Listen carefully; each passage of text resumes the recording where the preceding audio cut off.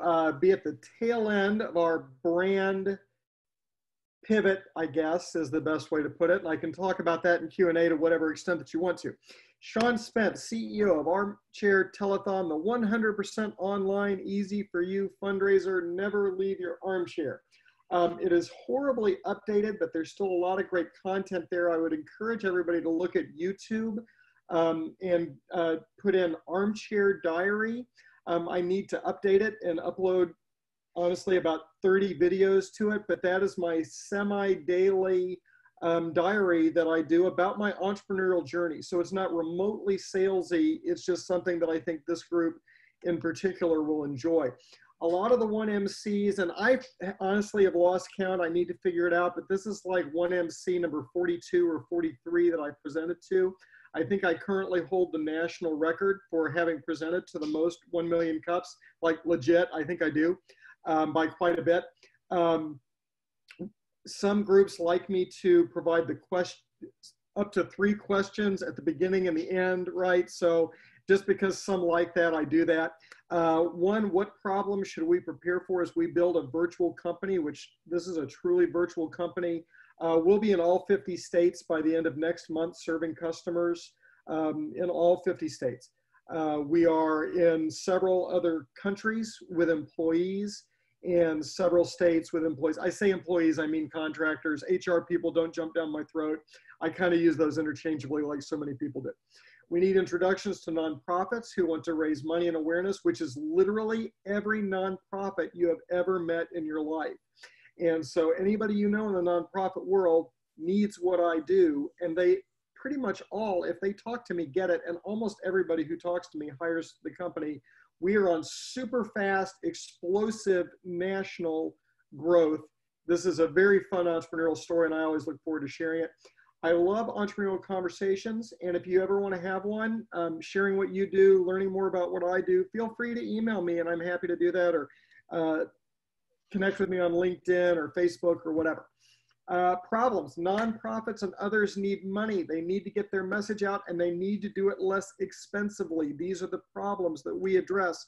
We are a solution. We create virtual telethons that change the game. Now, several of us in this room are of a certain age, and we grew up with like the Jerry Lewis telethon, with the Children's Miracle Network telethon, things like that, right? What it is long form entertainment broadcast on TV with musicians and bands and plate spinners and comedians and magicians and hypnotists and Jerry Lewis smoking on the side of the stage and whatever it is. In between that, it is people talking about, in that case, muscular dystrophy, or talking about some other disease, or talking about some other cause. And so people come, most of them come, they want to see the entertainers. Some come because they're big supporters of whatever that charity is. Millions and millions of people come and watch, and a tiny, tiny percentage of those people donate. They call in or send in a check or whatever and donate because they're inspired to, in the middle of all of this, you know, entertainment extravaganza. But because of the law of large numbers, a tiny, tiny percentage is still a bunch of people, and they raise millions and millions and millions and millions of dollars. So we take that whole thing and put it up on the internet, right? We stream it to Facebook. We're going to start this weekend with our next telethon streaming to Instagram. We're going to start streaming to LinkedIn, although they are a total pain in the ass to deal with, and I'm happy to talk about that in Q&A if you want to. And we stream to a few YouTube and a few other places. But we take that whole thing, put it up there, allow people to donate online, and it is just a really cool thing that spreads the word in a much huger way than, frankly, just about any charity has ever experienced before, and allows them to raise money from old donors, new donors. It's just a very cool thing. So, for example, we just did a telethon for a public school foundation on Saturday that raised just, and we were all a little upset, just short of $50,000.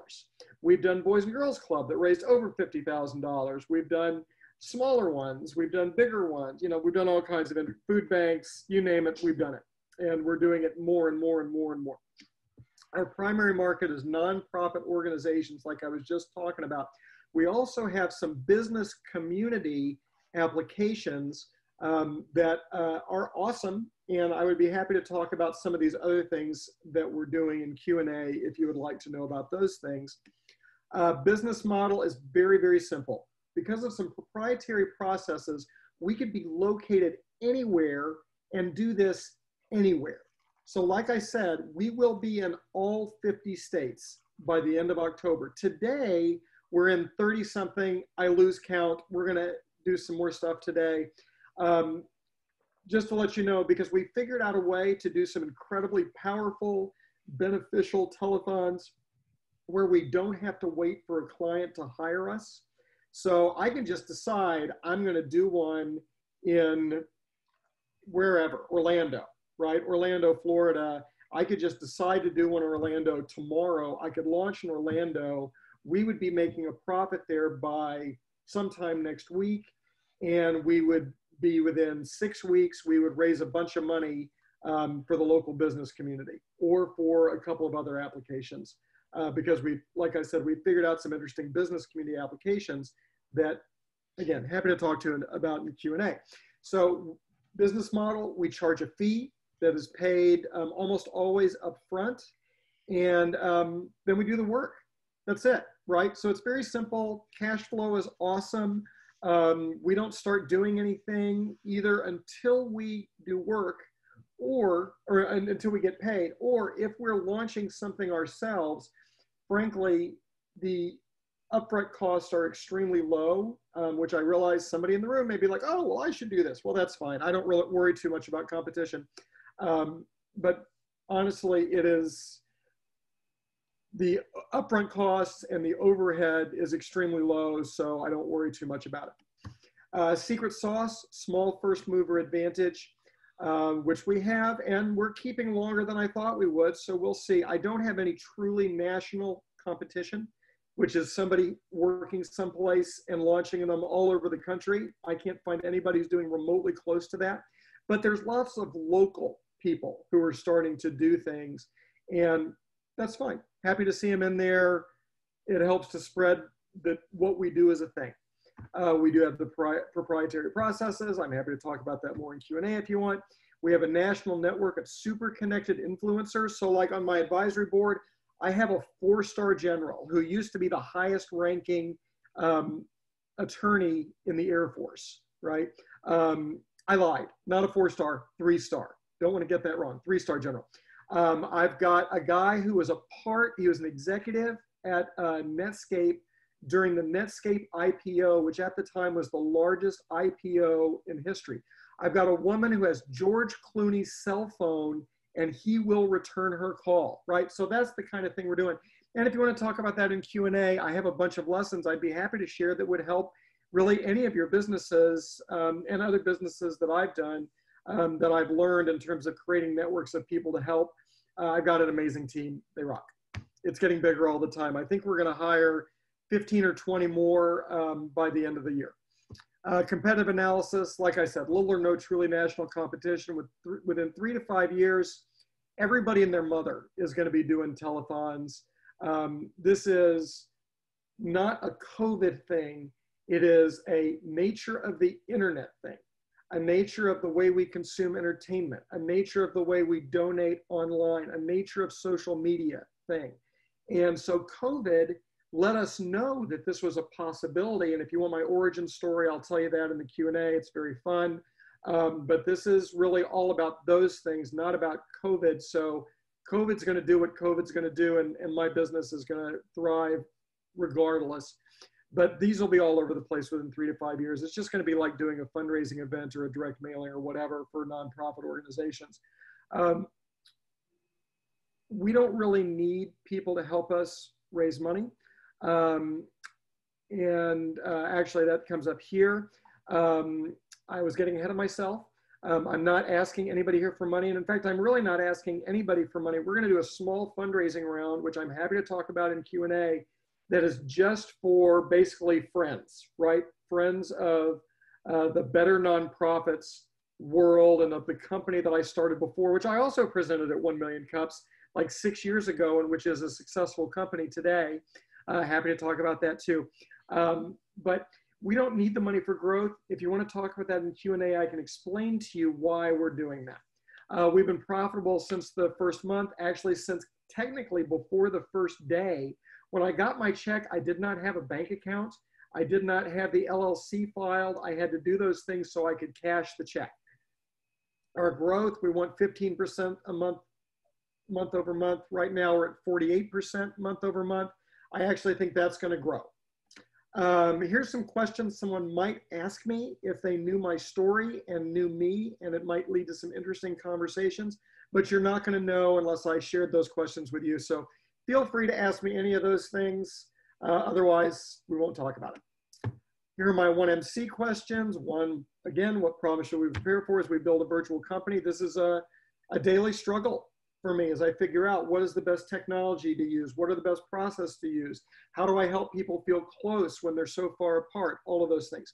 We need introductions to nonprofits who want to raise money and awareness, and feel free to contact me if you'd like to have entrepreneurial conversation about what I'm doing, about what you're doing, whatever. I'll do my best to be responsive. My life is freaking nuts because, like I said, 50 states by the end of next month. So I basically work as long as I can keep my eyes open every night. And I get up at often 2 or 3 in the morning. So it's nuts, but I'll do my best to be responsive and I love it. Thank you, 1 Million Cups. Let's do Q&A, my favorite part. And really the key reason I do this.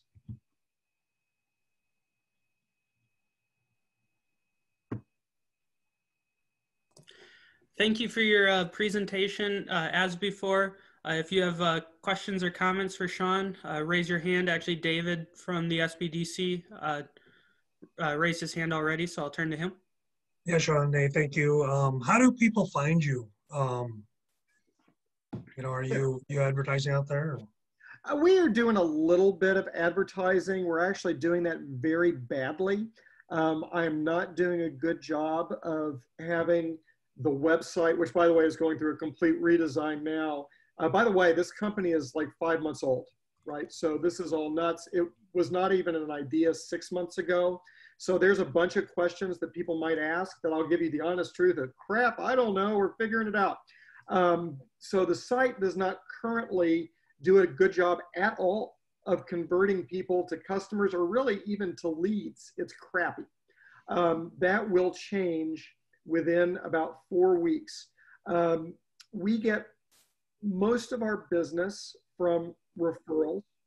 And if we do a telethon somewhere, then generally what we're seeing is we have more business than we can do in that area because people see that we do the telethon, they see it's a success, and they want to do that for some other nonprofit they're involved with. We also have a large network. And so, one of my mother's best friends, who's probably 80 years old, like my mother, is working on hiring me for a thing that she's doing. And, all over the country that's happening. I have a very large network and it's working well. Thank you. Yvonne, did you raise your hand? I did. Having been where you are, Christopher, and the late nights and 2 o'clock in the morning and feeling like, oh my gosh, what did I just do? And one of the things that can kill a business, my business grew 700% in those first 6 months, and it was killer. It almost killed us, Yep. And you can have your business fail because of that. Yep. So one of the things I was going to suggest is look into EOS. I'm going to send you a book. One of our sponsors provides the books for us. And it's a book about the entrepreneurial operating system. It's the idea that you work on your business and not let it run you. You run your business. You don't have the business run you. And it's got some helpful tips. And I'd be happy to chat with you a little bit too. But I think one of the things to think about at this stage of your business is offloading as much as you can offload to somebody else and get some more help so that you can get rest and continue to be creative. And your energy is so awesome and great. You can probably run for a long time on that energy, but when it runs out, it's a big crash. Yes. You can end up getting sick or something like that. And you don't want to end up there, especially with a growing business. And the cool thing is you've got revenue, so you can figure out a way to at least partially fund someone to do it. But anyway, I'll send you the book and hopefully that'll be helpful. Thank you, Yvonne. To follow up on that just a little bit, we currently have 2 full-time employees that are being funded through operations, through cash flow. We have 1 almost full-time. We have 2 other very, very part-time. And then we have, I lose count, I think it's up to 8 part-time contractors all around the world. Actually, a few of those are up to 60 hours a week. Because obviously when you're hiring somebody in Bangladesh, they've got different, cultures and rules and all of that. So we do have a couple that are working 60 hours a week. We have some that are just working 20 or 30. We have a few that are 40 in the Philippines, Bangladesh, India, and maybe another one. So yes, we're getting lots and lots of help, and that's constantly expanding. I just authorized yesterday hiring 2 more to help us with data collection and data entry, which we use for really a broad range of what we do. That's awesome. I'll also send you some suggestions as you're growing your team. I'm Thank you. curious about what sorts of tools you're using to coordinate the work, to report back and that sort of thing. I'll send you some info about that too, and I'd be happy to help and talk to you more. Thanks, Siobhan. Awesome. Bobby had his hand raised next. Right. On the show business side of it, I don't quite get the hook. Are you using entertainment now as your, when I go to YouTube, am I going to see any entertainment? Yeah, like I said, it's exactly the same principle as the Jerry Lewis Telethon that you and I grew up with. So it is 70 to 80% entertainment, and it's local or even national entertainers. It's a telethon just like that. So yes, it's. And are they just submitting product that's already been done in the studio? They give it to you, or they're doing it live? Yes, they're doing it live. We do a few videos. I try to keep videos down to 10% or less, because, if you're going to do videos, why not just go to YouTube, and, why go to our thing? So yeah, it's a musician who's in their studio, or, a comedian who is in their living room, or whatever it is. So do you have a then comptroller that's doing the mixing and doing all of your networking? We have a stage manager, I think is what you're talking about. During the event itself, we have a stage manager and a stage management assistant who runs the whole thing. And I'm still most often the stage manager, but not always anymore. And by the end of September, I will no longer be stage managing. I see. And so is it an hour-long production, half-hour-long production, or 8 hours?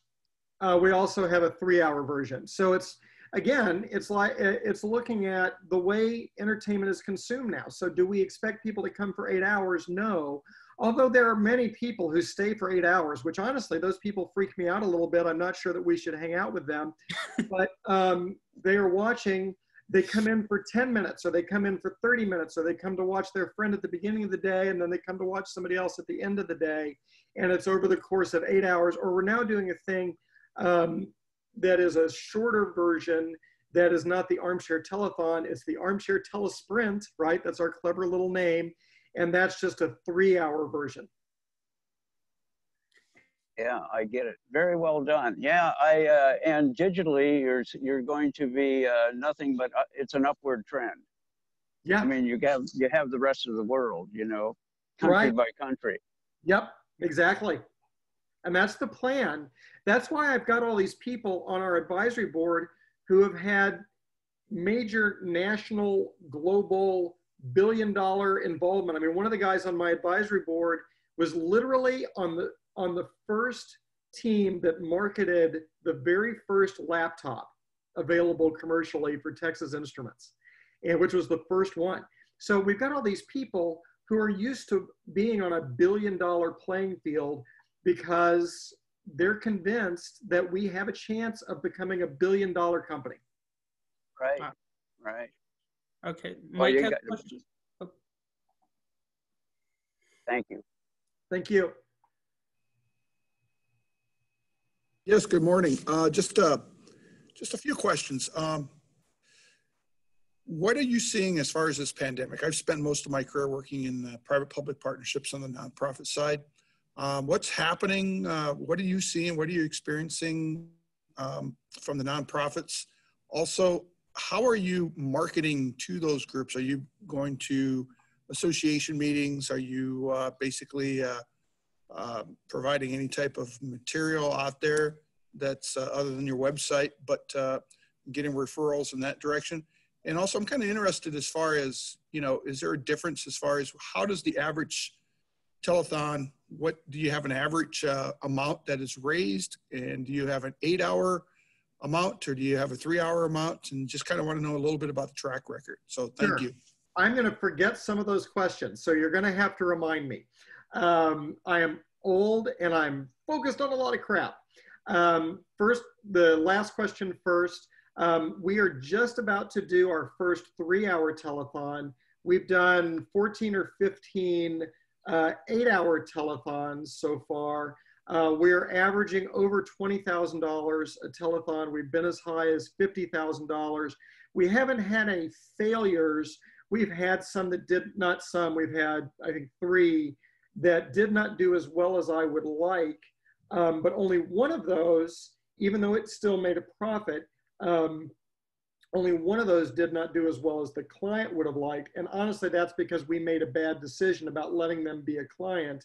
And they really should have done the 3-hour version, right? But that didn't exist at the time. So now it does. That was just a bad decision on my part as we were figuring out product market fit. And then the other 2 that were not as successful as I wanted were as successful as the organizations wanted, right? I just have higher expectations, but they were very, very happy, and they're references for me. And like I said, we've done as high as 50, but I think we're going to be able to keep bumping that up and up. And I think we'll be into doing like $1 million telethons within sometime next year. But it's also what makes sense for an organization. So is your little organization that has never raised very much money, are they going to do $1 million telethon? No, they're not. It's going to be in relationship really to what they've done before and what makes sense for them. What are we seeing in the nonprofit world related to COVID? Yeah, I don't know, probably the same thing that everybody else is saying. Everybody's struggling to figure out how to make money. Some of them are running out of money. Churches are making money hand over frickin' fist. So if you want to find somebody to borrow money, go get a church to loan you money, because they don't care about us. They have more money than they know what to do with. They're like, Sean, we don't need to raise money. And also, if you're going to give your money to somebody, I love my church. That's not who needs you. Even the tiniest churches that we're seeing are raising buttloads of money, more than they know what to do with. So go to charities and give them your money. Other than that, it's just, they're all just trying to figure it out. What was the middle question? Boy, I think I'm older than you. I might have forgotten it, but it does bring on another question. So if you're getting $50,000, how much is your fee as part of this? Our fees are all on the website. We are, I am hardcore nonprofit world. That's been a big part of my life. So what you probably know, which probably most of the people on this call do not know, is that it is unethical to take a percentage of what you raise in the nonprofit world. We do not do that. We have an upfront fee. All of the numbers are on my website. The smallest one we do for $3,000, although we do the telesprints now for $1,500. So that's really it's all upfront fees. And if they make $10,000, if they make $1 million, we still make exactly the same amount of money because we follow the same ethics of nonprofits. Your middle question was, how do we market ourselves? How do we provide information? And yes, we've got all kinds of things that, like, if you were to say, hey, Sean, I want to look at what you do, I would send you a couple of handouts. I would send you a couple of videos. I might send you a couple of newspaper articles, and then you and I would get together and talk. Awesome. We are at time, and we'll need to have an organizer ask the last question, but I also think Christopher had a fairly important question. I was wondering if Sean could offer a quick answer to that. I'll try. And then, I'm sorry, what? I'll try to be quick. Okay. So Christopher? Yeah. When the customers are putting together their telethon, how much do you support them in terms of suggestions and ways of finding the talent lineup? We do it, Christopher. That's the deal. We don't just produce, we don't just put pieces together. We find the pieces, right? So we find the entertainment. We help a little bit with sponsors. We do a bunch of things. We do the work, and then nonprofits, you know, they dip in because, oh, they've got a connection who can help in this way, and they're better to do the approach. And so they're able to just do the things that they are uniquely best at doing. And we do the heavy lifting, we do the legwork.